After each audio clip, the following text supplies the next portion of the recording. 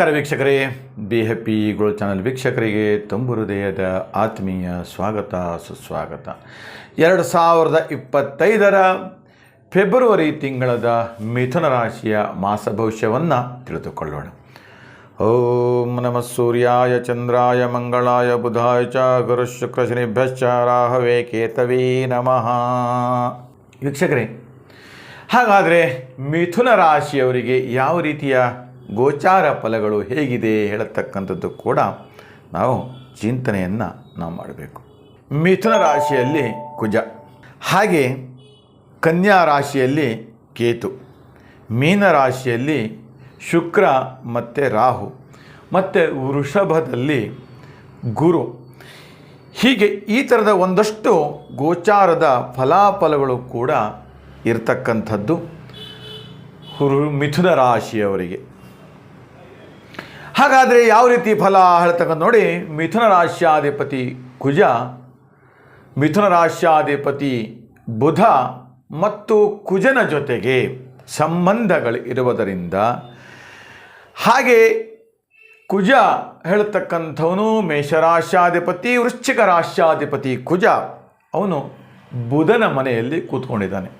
ಅಂದರೆ ಇಲ್ಲಿ ಏನು ಹೇಳುತ್ತೆ ಅಂತ ಕೇಳಿದರೆ, ನಿಮ್ಮ ಜಮೀನಿರ್ಬೋದು, ನಿಮ್ಮ ಮನೆ ಸೈಟು, ಈ ಥರದ ಒಂದಷ್ಟು ಜಾಗದಲ್ಲಿ ಎಲ್ಲರೂ ಒತ್ತುವರಿ ಆಗತಕ್ಕಂಥದ್ದು, ಅಥವಾ ಯಾರಾದರೂ ಕೇಸ್ ಹಾಕತಕ್ಕಂಥವ್ರು, ಅಕ್ಕಪಕ್ಕದವರು ಕಿರಿಕಿರಿ ಮಾಡಿಕೊಳ್ತಕ್ಕಂಥವ್ರು, ಅಥವಾ ಎಲ್ಲ ದಾಖಲಾತಿಗಳು ವ್ಯವಹಾರದಲ್ಲೂ ಚೆನ್ನಾಗಿರುತ್ತೆ, ಆದರೆ ಜಾಗ ನಿಮ್ಮದಾಗಿರಲ್ಲ ಅಥವಾ ನಿಮ್ಮ ಕೈಯಲ್ಲಿ ಇರಲ್ಲ ಹೇಳತಕ್ಕಂಥದ್ದು. ಈ ಥರದ ಒಂದಷ್ಟು ತೊಂದರೆಗಳು ಈ ಹಿಂದೆ ಕೂಡ ಆಗ್ತಾ ಇದೆ, ಈಗಲೂ ಕೂಡ ಇದೆ, ಮುಂದೂ ಕೂಡ ಇದು ನಡೀತಾ ಇರುತ್ತೆ ಹೇಳತಕ್ಕಂಥದ್ದು ಕೂಡ ಹೇಳಲ್ಪಡುತ್ತೆ. ಹಾಗೆ ಹಣದ ವಿಚಾರ ಬಂದಾಗ ಎಲ್ಲೋ ಒಂದು ಕಡೆ ಮಿಥುನ ರಾಶಿಯವರಿಗೆ ಸಾಲ ಬಾಧೆ ಆಗ್ತಾ ಇರತಕ್ಕಂಥದ್ದು, ಋಣಬಾಧೆ ಅಂತ ಕರೆಯಲ್ಪಡುತ್ತೆ. ವಿಪರೀತವಾದಂತಹ ಸಾಲ ಮಾಡಿಕೊಂಡು ತನ್ನ ಸ್ಥಳವನ್ನು ಬಿಟ್ಟು ಬೇರೆ ಸ್ಥಳದಲ್ಲಿ ವಾಸ ಮಾಡ್ತಕ್ಕಂಥದ್ದು, ಕೊಟ್ಟಿರತಕ್ಕಂಥ ಹಣ ಬರದೇ ಇರತಕ್ಕಂಥದ್ದು, ಚೀಟಿ, ಬಡ್ಡಿ, ಇನ್ನಿತರದ ಕೈ ವ್ಯವಹಾರದ ಸಂಬಂಧಪಟ್ಟಂಥ ವ್ಯವಹಾರಗಳೆಲ್ಲವೂ ಕೂಡ ಸರಿಯಾದಂಥ ಸಮಯಕ್ಕೆ ಸಂದರ್ಭಕ್ಕೆ ಆಗದೇ ಇರತಕ್ಕಂಥದ್ದು, ಗ್ರಹಗತಿಯೋ ಗ್ರಹಚಾರವೋ ಹಣೆ ಬರವೋ ವಿಧಿ ಹೇಳ್ತಕ್ಕ ನೀವೇನೋ ಒಂದು ಚಿಂತನೆ ಮಾಡ್ತೀರ ಅದನ್ನು. ಆದರೆ ಹಾಗಲ್ಲ, ಅದು ನಿಮ್ಮ ಜಾತಕದಲ್ಲಿ ಯಾವುದೋ ಒಂದು ರಾಹುಗೆ ಸಂಬಂಧಪಟ್ಟಂಥ ಋಣಬಾಧೆ ಹೇಳ್ತಕ್ಕಂಥದ್ದು ಎಲ್ಲ ದೋಷಗಳಿದ್ದಾಗ ಈ ಥರದ ಒಂದಷ್ಟು ಕರ್ಮಗಳು ಬಾಧಿಸ್ತಾ ಇರುತ್ತೆ ಹೇಳ್ತಕ್ಕಂಥದ್ದು.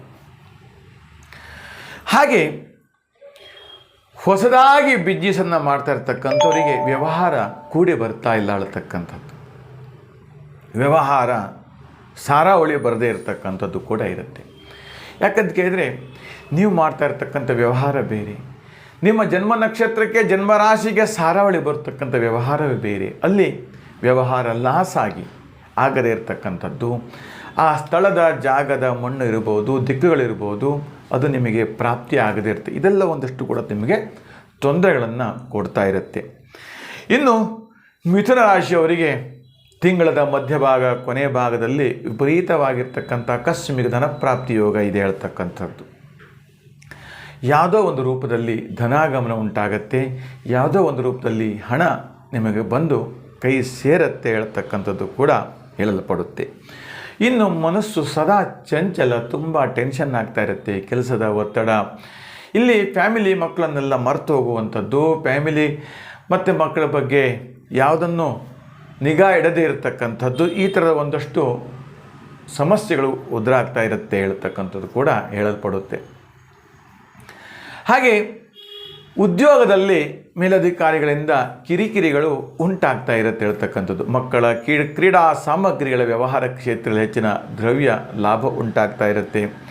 ಹಾಗೆ ಬಟ್ಟೆಗಳ ವ್ಯವಹಾರ ಕ್ಷೇತ್ರ ಇರ್ಬೋದು, ಗಾರ್ಮೆಂಟ್ ಇರ್ಬೋದು, ಈ ಥರದ ಒಂದಷ್ಟು ವ್ಯವಹಾರ ಕ್ಷೇತ್ರದಲ್ಲಿ ಹೆಚ್ಚಿನ ದ್ರವ್ಯ ಲಾಭ ನಿಮಗೆ ತಂದು ಕೊಡುತ್ತಾ ಇರುತ್ತೆ ಹೇಳ್ತಕ್ಕಂಥದ್ದು ಮಿಥುನ ರಾಶಿಯವರಿಗೆ.